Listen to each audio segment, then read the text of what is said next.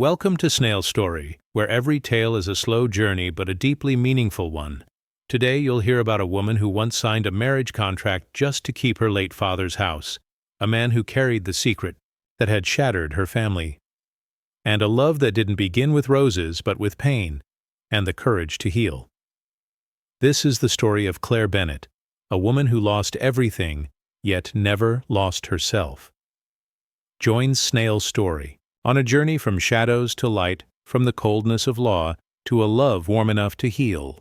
Claire Bennett sat huddled on an old wooden chair in the freezing, silent kitchen of the house she had grown up in. The cup of tea in her hand had long gone cold, but she clutched it tightly, as if its last remnants of warmth could keep her from falling apart. Winter always came early and harsh in the town of Evergreen, but the chill seeping into Claire's heart ran far deeper. It wasn't the snow falling outside the window. It was the loneliness. A loneliness too profound to name. 4 months pregnant, no. Family, no money, no future. Her mother had passed away years ago, and her father, the only person she had left, had died 2 months earlier in prison. They called it a death from shame, after he was convicted of embezzling funds from the Bennett family foundation. But Claire didn't believe it. She knew her father wasn't perfect, but he wasn't a traitor. The house they had once lived in, once filled with laughter and the scent of freshly baked pastries, was now cold and hollow.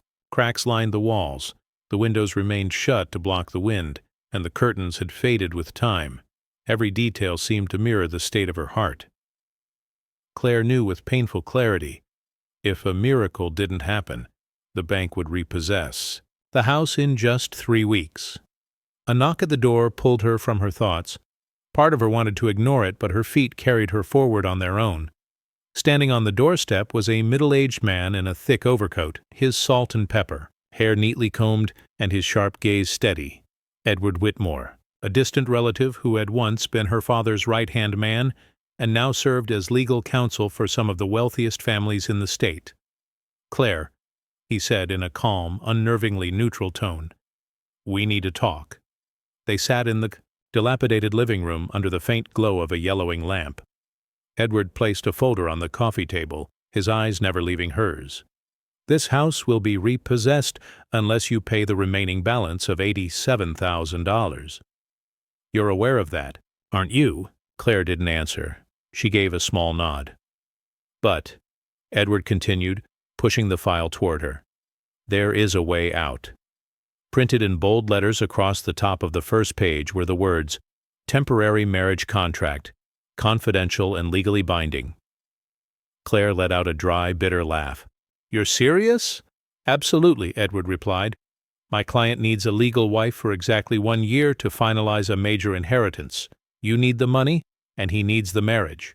It's simple, clean, and entirely legal." Claire felt heat rise to her cheeks. Who is this man?" "You don't need to know," Edward interrupted. "All you need to do is agree, move into a private estate in the Evergreen Mountains, and keep to yourself. No one will bother you. At the end of the year you'll have your money, your house, and security for your child." Claire clenched her fists. She wanted to scream at him that it was insane, heartless. But when she looked around the frigid room, thought of the baby inside her, the crushing debt she couldn't escape, all she could manage was a whisper. "Why are you helping me?" Edward tilted his head slightly, his expression unreadable. "Because you're the daughter of an old friend." 3 days later, Claire stood at the gates of Evergreen Estate, a towering wooden entrance surrounded by a forest of snow-covered pines. The driver who had brought her there was already gone, leaving her with a suitcase and a sealed envelope that read, "Do not open until inside room 3.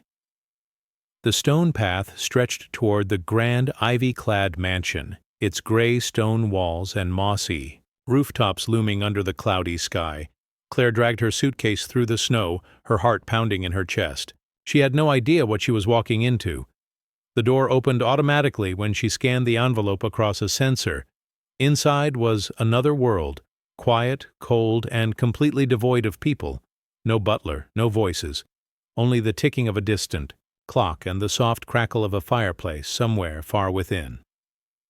Room 3 was on the second floor. Claire pushed the door open to find a warm, clean space with a large bed, a writing desk, and a handwritten note placed neatly on the tabletop. "I am Damien Hart. You may call me Damien. We will live under the same roof for exactly 365 days. I will not interfere with you. All your needs, and the child's, will be taken care of. Please do not try to understand me or make contact. This is a contract, not a life." Claire sat down, slowly on the edge of the bed, the paper trembling in her hand. The contract had officially begun, and it was colder than she had ever imagined. Evergreen Estate was as silent as a world frozen in time. For the first 3 days after her arrival, Claire didn't see a single soul, no maids, no housekeepers, and certainly no sign of her nominal husband, Damien Hart. Every morning, a tray of food appeared at her door, always on time, piping hot, and presented like a 5-star meal. Each week, the refrigerator was refilled with milk, fresh fruits, and prenatal vitamins. Every evening, the hallway lights turned on automatically, and soft piano music floated through hidden speakers. Claire felt like she was living in a luxurious prison. No chains, yet no freedom. She had ventured downstairs a few times. The living room, library, and dining hall were pristine and fully equipped, but they bore no signs of human presence. She had even tried calling out Damien's name, only to be answered by a hollow echo. The only evidence that he truly existed were the brief notes left on her desk, written in a firm, precise hand, notes that mirrored the personality of someone who did not want to be understood. Claire began to grow uneasy. The mansion was too quiet, so quiet that she felt as if she were being watched. And the truth was, she was. One morning, while making tea in the kitchen, Claire accidentally dropped an old ceramic cup, the only thing she had left from her father. The pieces shattered across the floor, and she nearly burst into tears. That night, she couldn't sleep, sitting for hours and staring at the box where she'd gathered the broken fragments. The next morning, something strange happened. The cup was waiting at her door, restored, carefully mended with gold lacquer in the traditional Japanese art of kintsugi. Claire was stunned. Someone in the house wasn't just watching her. They understood the deep meaning behind what she cherished. And that wasn't the only incident. A bath towel folded in the exact style her mother used to do. Claire de Lune playing every evening. The same song her mother once played before she passed away. A faded childhood photo of Claire and her mother in a park, suddenly appearing, framed and hanging in the hallway on the 3rd floor. Damien Hart didn't just know who she was, he knew everything. Claire began researching him online, but the information was scarce. All she found was a vague reference. Damien had once served as legal advisor for the Hartfield Trust, a major financial and philanthropic organization. Following an internal scandal related to the Alira Fund, he had vanished from the financial world without a single statement. That scandal was directly tied to her father. Claire remembered clearly. Hartfield Trust had been one of the main parties that presented evidence leading to her father's prosecution. At the time, the whistleblower's identity had remained anonymous, and now here she was, living with a man named Hart, a man caring for her and watching her every move inside this estate. A cold chill ran through her. That afternoon, while walking near the edge of the woods surrounding the estate, Claire felt lightheaded. The world spun around her. She clutched her belly and tried to steady her breath, but the dizziness came too fast. Everything went black. When Claire opened her eyes, she was lying in a stark white room bathed in soft light, the steady beep of a heart monitor in the background. She realized she was in the VIP ward of an upscale medical facility.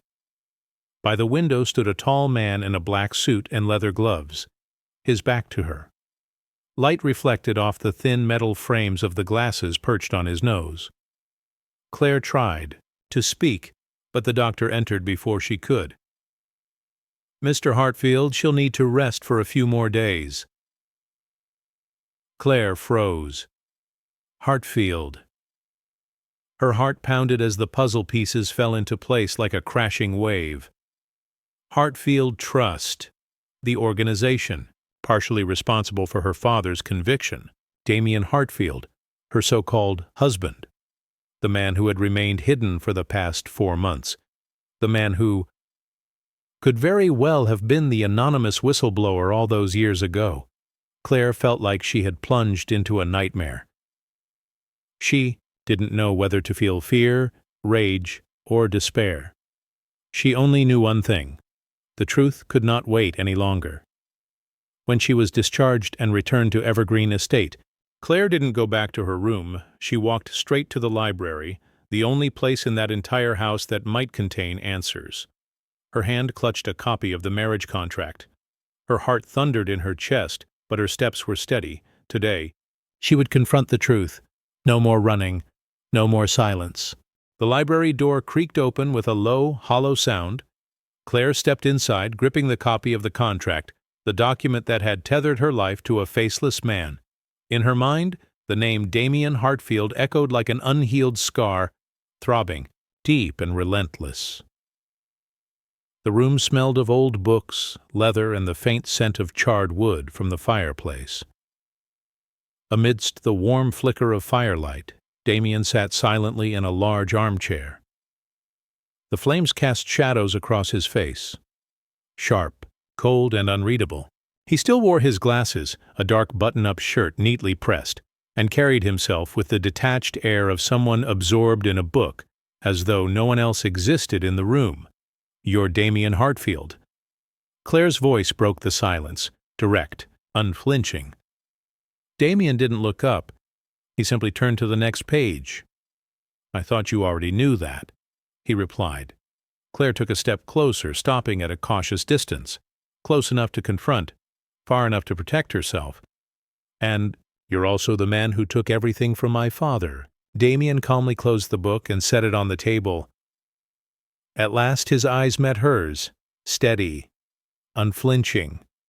There was no anger in them, no guilt, only a terrifying calm. "No," he said, his voice as even and cold as steel. "Your father did that, to himself." Claire held up the contract. "Then what is this? Why drag me into a marriage like this? To make amends, or to punish me? I thought I was saving my baby from poverty. Turns out, I was locked into the home of the man who destroyed my father."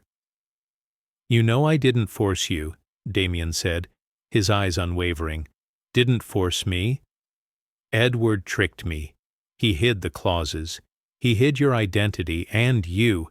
You. Let him!" Claire threw the contract onto the table. Her voice wasn't loud, but it cracked with emotion. Damien closed his eyes briefly as if swallowing something down. "I knew Edward would come to you," he said quietly. "I knew he'd use the baby and your desperation, and I didn't have the authority to stop him, but I could change the way you'd live through that year." "By turning me into a silent guest in your home?" Claire scoffed, though her eyes were starting to fill with tears. "Did you not think I had the right to know who you were?" "I didn't want you to be afraid," Damien admitted. "I didn't want you to leave before I had the chance. To protect you from Edward." Claire froze. "Why me?" A long pause. Damien stared into the fire, then spoke, softly. "Because you're the only one left of Tom Bennett. And I'm the only one who knew how hard he fought to expose Edward, how he failed because he trusted the wrong people." Claire took a step back. "You knew about that?" Damien nodded. "I was once the legal advisor for Hartfield Trust. I found irregularities in the Alira Fund, where your father worked. He was the first to send me a confidential report, asking me to investigate. But Edward moved faster. He planted fake evidence, destroyed the real files, and made your father the scapegoat. Then why didn't you stop him? Why didn't you speak up?" "I tried. I sent the files to an independent journalist," Damien said, his voice hoarse. "But it was too late. By the time the scandal erupted, your father had already been arrested, and I was forced to leave the financial world, everything collapsed. I've been hiding here ever since. Claire turned her face away. Tears streamed silently down her cheeks, hot, bitter, and unstoppable. Damien took a step forward, then hesitated. I didn't destroy your father, he said. I just didn't save him. The room fell into silence. The fireplace crackled faintly, and snow had begun to fall outside. Claire wiped her tears, her voice steady despite the tremor in her chest. Whatever your reasons were, I deserve the truth. I won't live in another contract. I want to choose for myself. Damien nodded slowly. Then next time you stand before Edward, he said, I'll stand with you. Not as the man who signed a contract, but as the one who owes you the truth. That night, Claire couldn't sleep. She wandered through the quiet mansion, her mind restless. Unconsciously, her feet brought her to a door that had always been locked, the small room beside the library that Damien had never let her enter. A soft light glowed from within. Her hand reached for the doorknob. She didn't know what waited behind that door, but something deep inside her whispered, That's where the rest of the truth lies. Claire stood before the door next to the library, the one that had remained shut since the day she arrived at Evergreen Estate. Her hand trembled slightly as it rested on the doorknob. Strangely, this time, it wasn't locked. She pushed gently, and the door opened with a dry, creaking groan. A dim glow from a desk lamp bathed the small room in warm, subdued light. It wasn't a bedroom, nor a sitting room. Clearly, this was a hidden workspace. The walls were covered in schematics, pinned-up photos, and neatly organized stacks of documents, each heavily annotated by hand. Claire stepped inside, her heart pounding. Each step forward was a collision of hesitation and curiosity. On the desk, lay files marked a lira fund, transaction records, bank statements, meeting minutes, and photographs capturing covert meetings. One image showed Edward leaving a restaurant with the director of a known shell company. The more Claire read, the more it became clear. These were undeniable pieces of evidence exposing Edward's fraud. But among the files, one stood out, AUAE, bright red folder set aside from the rest. Her name was written on it, Claire Bennett. Her fingers brushed against the cover as she opened it. She froze. Inside was everything about her. Her school transcripts, report cards, her law school scholarship applications, a draft of an LSAT essay she'd never submitted, old photos from high school, even her resignation letter from the coffee shop she worked at in college. Everything was here. You've been watching me? Claire whispered, her voice unsteady. A soft sound behind her made her spin around. Damien stood at the doorway, his expression calm but serious. Not watching, he said slowly. I wanted to understand you before pulling you into my life. Claire stepped back, anger rising. You had no right. This is my private life. Why would you keep all this? To protect you, Damien answered, stepping inside. Edward, had someone break into your father's house after he passed? I feared he'd do the same to you, especially once he found out you were pregnant and might be entitled to an inheritance. And locking me in this mansion was your idea of protection? Claire's voice grew louder, eyes glistening. I don't need a man making decisions for me in the shadows. Damien was silent for a moment before speaking, his tone lower. You're right. I was wrong not to tell you everything from the beginning. But I never wanted to control you. I kept everything here because this is the only place Edward can't reach. Claire looked around the room. Every detail was arranged like an active investigation, not just for her sake, but for her father's. How long have you been doing this? She asked softly. Since the day your father died, Damien replied. I've been building the case to expose Edward, but to do that I need the only person who has the right to speak up. You. She turned away, tears sliding silently down her cheeks, not just from anger this time, but from emotion. This man, stoic, distant, had spent a year of his life quietly gathering every fragment of a truth the world had buried. She didn't know whether to hate him or thank him. The next morning, as she walked into the kitchen, Claire found Damien making coffee. For the first time, she didn't look away from him. "Can we start over?" she asked, her voice not loud but clear. Damien nodded. "If you want to." "One more thing," Claire said. "I want to see Edward again." He paused, spoon in, hand. "Are you sure?" "Yes. I need to look him in the eye, the man who used me like a pawn, and let him see that I'm not the naive girl he thought I was." Damien set the cup down, his voice dropping lower. "Then I'll go with you. Not because of the contract, but because I owe you the truth and justice." 3 days later, in a small law office in the town of Evergreen, Claire entered beside Damien. Her 6-month belly was no longer something she could hide, but her gaze was steady and resolute. Sitting across from them was Edward Whitmore, the man who once held all the power, now waiting with that familiar, smug half-smile. But this time, Claire wasn't the girl who had been tricked into signing a contract out of desperation. This time, she had come to reclaim her voice. The wall clock in the conference room ticked steadily, each beat counting down to the confrontation Claire had been waiting months for.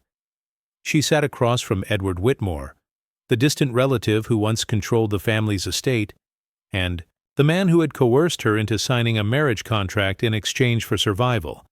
Edward wore a neatly tailored gray suit, his posture confident, his demeanor polished. When he saw Claire walk in with Damien, he rose to his feet and offered a smile, one she used to believe was kind. Now it made her skin crawl. "Claire? You're looking much better.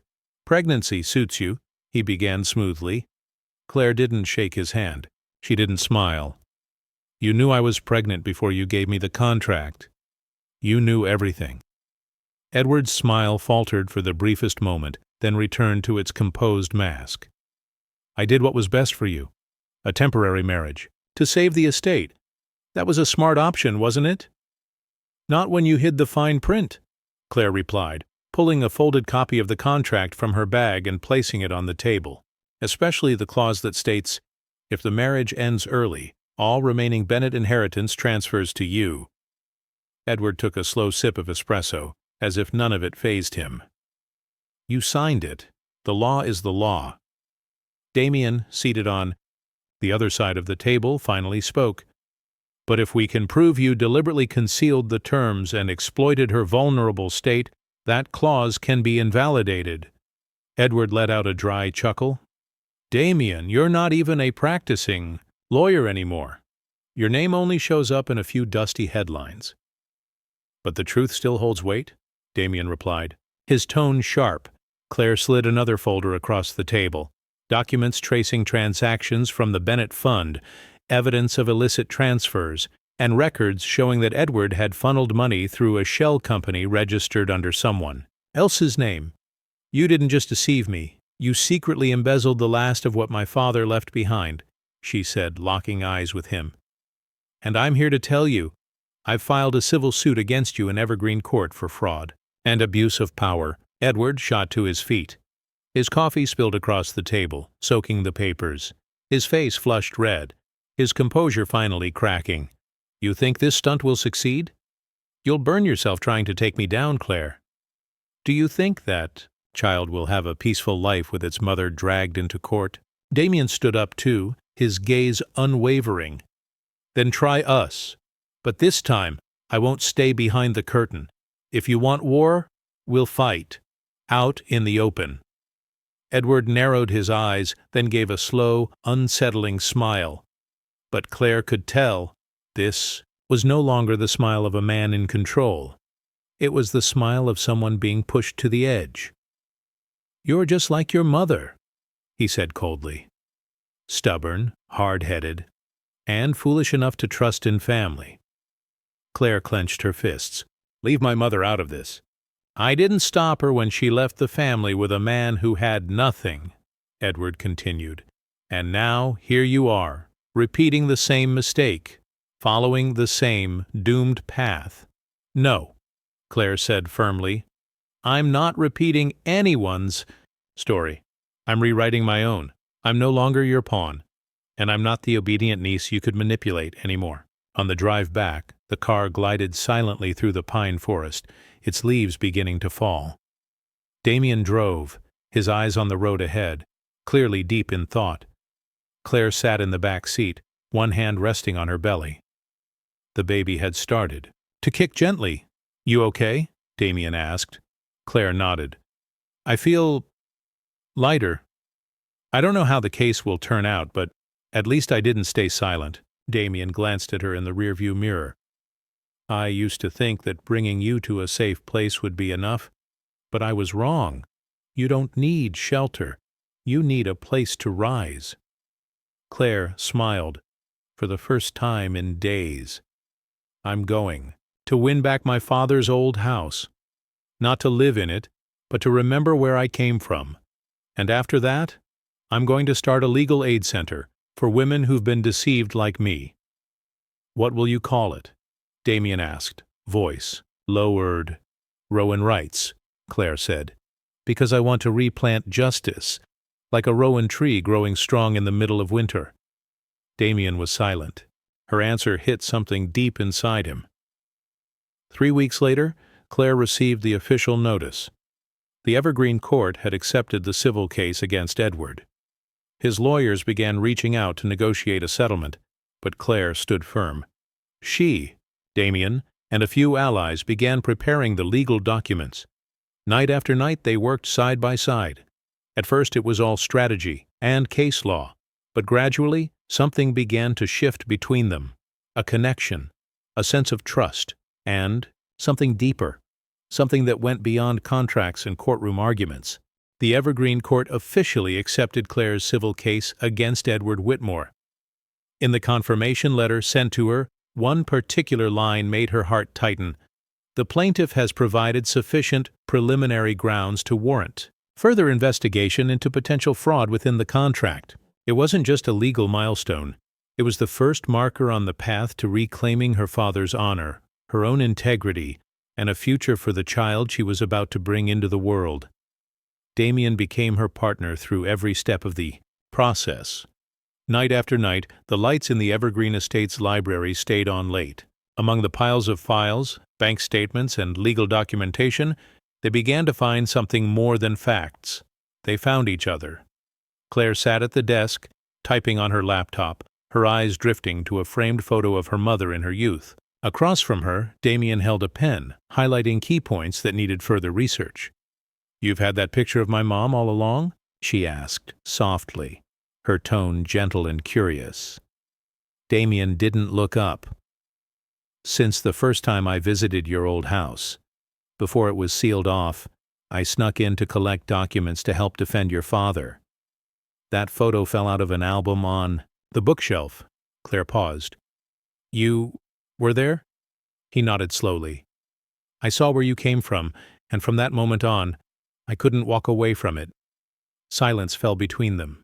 The night wind blew gently through the cracked window, carrying the scent of melting snow and pine trees. Claire closed her eyes briefly, then opened them, locking her gaze on Damien. "You once said you didn't believe in marriage anymore." Damien pressed his lips together, a shadow of pain passing through his eyes. "My sister was forced to marry a man 10 years older, a good match for both families. She endured 3 years of hell and died in a car crash I believe was her own doing. Since then I've hated every marriage contract that hides its cruelty in fine print." Claire didn't speak. Instead, she reached out and gently touched his wrist. A quiet gesture, but one that made the man in front of her feel seen. "I used to think I'd never trust anyone again," she whispered. "Then I saw the cup my father left, the one you repaired with gold. You didn't just fix a broken object. You told me broken things can still become beautiful." Damien didn't respond, but something in his eyes softened. Day by day, they fought the legal battle together, as partners, as allies. Edward's legal team tried to delay proceedings, shift the narrative, and negotiate outside of court. But Claire refused every vague settlement offer. One morning, Damien placed a new folder on the table. Claire opened it and fell silent. Inside was an unexpected document, a letter of support and power of attorney from a retired board member of the Bennett Foundation who had decided to stand with her. Attached was a handwritten note. I stayed silent out of fear, but you reminded me why I chose the law in the first place. Tears streamed down Claire's face as she finished reading. Do you think one day I could actually become a lawyer? She asked, looking up. Damien smiled. You already are a fighter. You just don't have the license yet. Then I'll take the LSAT again. And this time, I won't let my essay sit forgotten in some old folder. Damien nodded. I'll be in the front row at your graduation. That night Claire didn't return to her room. After they finished working, she stayed in the library with Damien. Together, they sat in silence, listening to Claire de Lune, the piece her mother once played. No words were spoken, only the crackle of the fire, the sound of the music, and the warmth of shared understanding. Damien turned to her. I used to think we were two parallel lines, too damaged to ever intersect. You carry too much pain, and I carry too much guilt. But then I realized. Claire tilted her head, waiting for him to finish. We're two broken lines, and sometimes broken pieces fit together perfectly. Claire let out a quiet laugh. Not bitter or sarcastic, but light and freeing, as if something heavy had lifted off her chest. Then let's make that break our starting point, she whispered. The next morning, Claire opened her email and found a message from the court. The official hearing would take place in 30 days. She sat by the window, gently rubbing her belly. The baby was kicking again, as if nudging her forward. Claire took a deep breath. It's time to face everything. Damien walked in with a cup of ginger tea. I'll be by your side. Not because of the contract, not because of guilt, but because I choose you. The final month of winter brought thick snow and biting winds, but inside Claire's heart something had begun to thaw. After months of doubt, anger, and pain, she was starting to realize she wasn't alone anymore. Damien no longer kept his distance. He began sharing meals with her, sometimes even helping cook, though clumsily, often burning the toast. He cleared out part of his office so Claire could have her own study corner. And every night after the work was done, they sat by the fireplace and talked about their day. Like two people who had truly become friends, Claire began sleeping better, no more waking up in the middle of the night from nightmares about her father's arrest. Instead, she dreamed of a sunlit garden, holding a child, with a man standing behind her, gently wrapping his arms around her shoulders. Every time she woke, her heart raced with the lingering feeling of that dream, and the name Damien slipped from her lips before she was fully awake. One weekend afternoon, when the snow had finally stopped, Damien invited her for a walk near the forest edge where she had once collapsed. This time they walked together, slow and steady, as if each step helped them reclaim a piece of themselves. You once said Evergreen was a place to hide, Claire said after a long pause. But I think it's where I finally started to live. Damien smiled faintly. For me, it was a place for penance, but now, maybe it's becoming a home. Claire looked at him, her gaze peeling back the layers of armor he still wore. I used to think I'd never forgive you, but then I realized holding on to the past only makes you miss the present. And right now, this is what I want to hold on to. Damien stopped walking and turned to her. Do you know what I'm most afraid of? Claire shook her head. Not losing my job, not being threatened by Edward, but the day you leave, with the baby, and I'm nothing. Not your protector, not your partner, not a father. Claire froze. Those words, simple but full of E. The next morning, the snow had begun to melt, and the first court hearing was officially scheduled. Claire stood by the bedroom window, gently smoothing down the knit sweater stretched over her growing belly. Damien entered, holding a small velvet box in his hand. Claire, he said, his voice low and steady, we started with a contract, but if you'll let me, I want to end all of this with a real proposal. No terms, no conditions. Claire turned around. She didn't say a word, but her eyes, warm, clear, and shining, said everything he needed to hear. Claire hesitated, her eyes fixed on the deep navy velvet box Damien held. She didn't open it, nor did she ask what was inside. But what moved her had nothing to do with the ring. It was in his eyes, the eyes of a man who was no longer hiding behind contracts or conditions. Damien was no longer the cold, distant man who sat silently in the library when she first arrived at Evergreen Estate. He was now the man who had quietly mended the cracks in her heart with patience, protection, and unconditional trust. "I won't promise to be perfect," Damien said, his hand trembling slightly as he opened the box, "but I promise to stand by you, even when things get hard." Inside was a simple silver ring, set with a small, round white pearl. No diamonds, no glitter.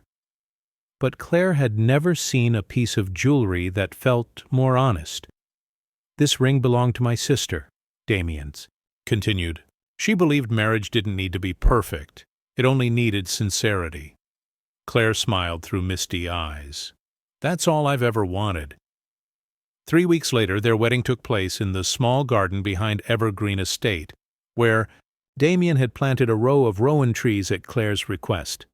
The snow had melted, giving way to fresh green sprouts poking through the damp earth.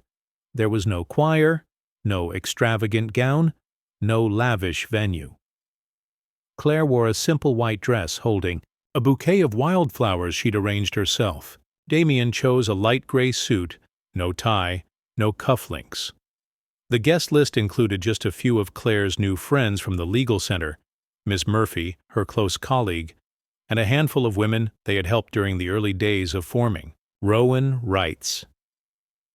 In Miss Murphy's arms was baby Rowan, nearly 2 months old now, with storm-gray eyes like his father's and a delicate smile like his mother's. "He's living proof of something miraculous," Miss Murphy whispered to Claire before the ceremony. "He's brought hope to so many." Claire leaned down and kissed her son's forehead, breathing in the scent of milk and life. They exchanged short vows, no poetic flourishes, no rehearsed phrases.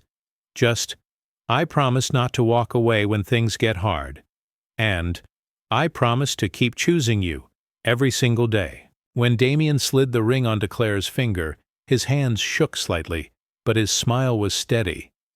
And Claire, for the first time in a very long time, felt like a true bride. Not out of obligation, not from circumstance, but because of love. After the ceremony, they carried Rowan to the edge of the forest, to where the oldest pine tree in Evergreen stood tall. Beneath its branches sat a long wooden bench, hand-built by Claire's father, now repainted and engraved with the words, "No matter the storm, I will return from the wind." T.B. Claire placed her hand on the inscription, her heart calm. Damien gently wrapped his arm around her shoulders, and the three of them, mother, father, and son, sat quietly beneath the light of the first spring sun, the scent of forest drifting gently through the air. Peace. No certificates, no legal documents, just 3 people who had once been broken, now brave enough to come back together. After the wedding, Claire and Damien spent their weekends finalizing the paperwork for Rowan Wrights, their non-profit organization. They registered the office in Evergreen Town inside a renovated brick building. On the hand-carved sign outside the door read, "Rowan Wrights, Legal Support Center for Women." Claire hung a framed photo in the lobby. She was holding Rowan, standing beside Damien in front of Evergreen Estate on the first snowmelt of the season. Beneath the frame was a quote, "Justice begins with one person who says, 'I have endured enough, and I will be silent no more.'" Each week dozens of women walked through their doors, some with divorce papers, some escaping forced marriages, some just wanting to ask, "What are my rights?" Claire saw her former self in each of their faces. But now she was no longer the one seeking justice. She was the one giving it. One afternoon, as Claire was tidying up her desk after a consultation, Damien walked in holding a new stack of documents from the town council. "You're going to be the keynote speaker at Colorado's statewide law conference on women's legal rights and marriage reform," he announced, his voice a blend of pride and nervous excitement. Claire's eyes widened. A year ago, I couldn't even stand up for myself. Now I'm supposed to speak in front of hundreds of people? Damien smiled, placing a hand on her shoulder. Exactly because you've lived through it, they'll listen to you. Claire looked down at the draft of her speech. In her mind, memories surged. The contract, room 3, the cold library, and the first time Damien looked at her not as a tenant, but as a woman, whole and full of scars. All right, she whispered. Then let me tell the story. Not as a victim, but as a survivor. The Colorado State Convention Center was packed. Rows of long tables covered in white cloth stretched across the room. The stage was minimally decorated, with a soft beige backdrop bearing one bold line: marriage, power, and silence, reclaiming women's voices in law. Claire stood backstage, gripping her folded speech. The cream-colored business dress hugged her postpartum figure gracefully. Baby Rowan was at home with Ms. Murphy. Not far from her, Damien stood with his hands in his pockets, eyes never leaving. Claire? I'm still scared, she whispered, not looking at him. That's exactly why they need to hear you, Damien replied. Someone who steps up with fear in their heart, that's true courage. Claire took a deep breath as the host read her name. And now, please welcome Claire Bennett, founding director of Rowan Rights, a woman who broke free from contractual confinement to become a symbol of legal freedom as she shares her story. Applause thundered across the room. Claire stepped onto the stage. The spotlight shone directly on her. But Claire no longer flinched. She looked out at the hundreds of faces, old and young, angry and hesitant. All of them were waiting for her to speak. Hello, Claire began, her voice steady and low. I was once a 22-year-old girl, pregnant, homeless, penniless, trusting no one. I signed a marriage contract just to save my father's house, a contract filled with clauses I didn't even know existed. No one moved. The entire auditorium held its breath. I spent a year in a mansion in the mountains with a man I thought was a stranger, a man I believed had destroyed my father's life. I hated him. I doubted him. I wanted to run. She paused, her eyes glistening with unshed tears. But then I realized he was the only one who never wanted me to become a victim. He gathered the broken pieces of my life and quietly, patiently began to mend them. She glanced at the front row, where Damien sat quietly, his eyes soft with pride, not because of her recognition, but because she had found the strength to speak her truth, without fear, without masks. Today, I'm not standing here as someone who won.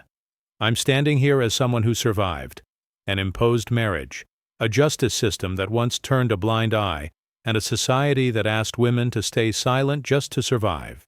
The crowd erupted into applause. Claire smiled, bowed her head, and stepped down from the stage. She hadn't expected to feel so light. After the conference, Claire returned to Evergreen Estate with Damien. Baby Rowan was sleeping soundly in his cradle, his tiny face calm and at peace. Claire sat on the wooden bench in the garden, surrounded by the rowan trees that had begun to sprout new leaves. Damien brought her a cup of ginger tea and sat beside her in silence. After a while, Claire spoke. I used to think happiness was a concept that didn't belong to me, but now I realize it's not about having everything, it's about letting go of what doesn't deserve you and choosing what does. Damien nodded, gently resting his hand on hers. We've walked through the dark long enough to know how to treasure the light, he said quietly. A week later, Claire received a letter from the court. Edward had officially agreed to settle outside of court, returning the entire Bennett estate, dropping his counterclaims and issuing a public apology. The court also ordered further investigation into his financial dealings. Claire handed the letter to Damien, her eyes calm, not angry, just resolved. Do you want to take this further? He asked. No, she said. I don't need to crush him. I just need him to know I'm no longer the girl who believed everything he said. The next day, At the first team meeting, with Rowan Wright's newest staff, Claire looked around the room full of women with a firm gaze. She stood up and opened a presentation on statewide community legal outreach. We'll start with women who don't know they have rights. Then we help those who do, but don't know how to fight. And from there, we'll train the next generation of female attorneys. The applause was louder than it had been at the conference. Damien leaned against the doorframe, holding a stack of papers and a blueprint of a mini daycare center for employees with young children. Claire caught sight of it and laughed. "You're really turning this place into a home," she said. Damien shrugged, stepped closer, and whispered, "It's been home to me for a long time. I was just waiting for you to say the same." That night. Claire sat in the library, holding Rowan as he slept on her chest. She opened a journal and began writing the first words of a future book. "I didn't start this story with courage. I started it with fear. But fear led me to the truth, and the truth led me to love." Damien entered quietly, gently placing a blanket over her shoulders. Claire looked up and smiled. "Do you think Rowan will remember any of this?" she asked softly. Damien looked down at their sleeping son and replied, "Maybe not. But one day he'll grow up knowing his mother taught an entire generation of women how to stand." Spring arrived early in Evergreen that year. The dirt paths winding through the pine forest were no longer frozen, and fresh green streaks had begun to peek through. The rowan tree in front of Claire's porch bloomed with delicate white flowers, a quiet reminder that winter had passed, and a new life was beginning. The Rowan Wright's Legal Center buzzed with daily activity. Women who had once endured control, financial abuse, or forced marriages now found their voices within its walls. Claire was no longer the timid woman behind a desk reading documents with caution. She stood among them, led them, and became someone they trusted, not just as a legal advocate, but as a living testimony of hope. One quiet weekend afternoon, Claire returned to Evergreen Estate after a long day of consultations. Damien was in the kitchen, sleeves rolled up, attempting to bake cookies for Rowan. Smoke curled from the oven, making him frown. Rowan sat in his high chair, gleefully slapping the tray and laughing uncontrollably. Claire leaned against the doorframe, arms crossed, smiling. "You know how to bake?" Damien glanced at the charred dough. "No, but I know our son loves watching. His dad try." She burst into laughter and walked into the kitchen. "Okay, I'll handle the baking. You take cleanup." As they took turns watching the baby, cooking, brewing tea, and chatting about upcoming cases, Claire realized she no longer counted days, no more watching contracts, no more worrying about deadlines or legal clauses. Each morning, she didn't wake up wondering what might go wrong, because now, beside her, were the two people she loved most, and a place that finally felt like home. A month later, Rowan Wrights was invited to participate in a state congressional hearing on marriage law reform. Claire was chosen to speak on behalf of the organization. In her speech, she didn't use lofty legal jargon. She simply told her story, from an unknown contract to betrayal and pain, and finally, to rebirth. She closed her speech with one simple line: "Women don't need a society that pities them. They need a legal system that believes they deserve choice and protection." The hearing ended with a standing ovation. Afterward, a female legislator approached Claire, shook her hand, and said, "You didn't just bring the law back to life. You made it human again." That evening, back at Evergreen Estate, Damien was working on plans to open a second Rowan Wright's branch in another town. Claire sat beside him, her head resting on his shoulder, while baby Rowan slept peacefully in a cradle near the fireplace. Damien spoke softly. "I never thought I'd have this. A family, warmth, a sense of belonging." Claire whispered back, "Neither did I.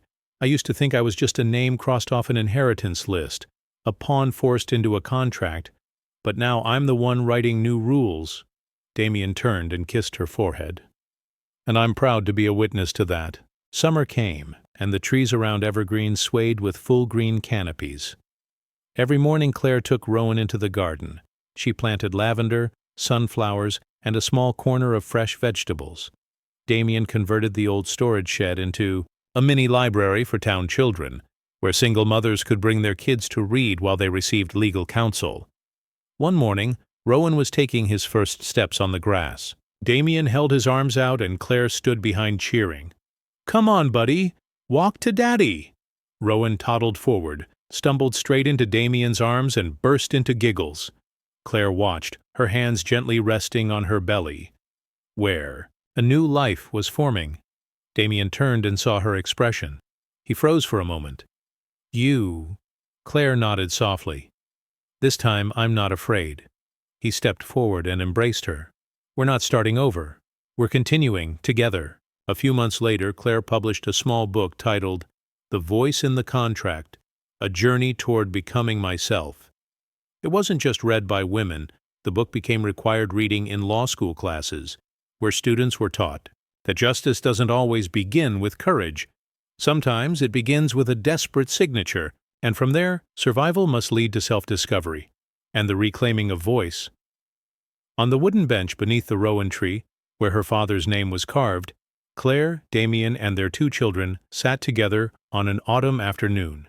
The golden sun blanketed the lawn. The wind rustled gently through the leaves. Claire scribbled the final lines in her journal. "I once signed a contract out of desperation to save a house. But I learned, a home isn't 4 walls. A home is where you are free to be yourself and still loved." Damien looked at her and said gently, "From now on, we don't need any more contracts." Claire smiled. "As long as every day you still choose me, and I still choose you." And they sat like that, beneath the autumn skies of evergreen, where nothing was just the past anymore. It had become the present, beautiful, peaceful, and entirely earned. Claire Bennett didn't begin with a fairy tale love, but she wrote her own beautiful ending, with trust, resilience, and a home bound not by contracts, but by the heart. From a signed agreement she built Rowan Rights, a legal center for women once forced into silence. From pain she became a voice of hope, not just for herself, but for hundreds of others. If you've ever doubted love, justice, or even yourself, remember the best things often arrive slowly, just like the stories here at Snail Story. Thank you for listening. Don't forget to like, share, and subscribe to join Snail Story on the next healing journey.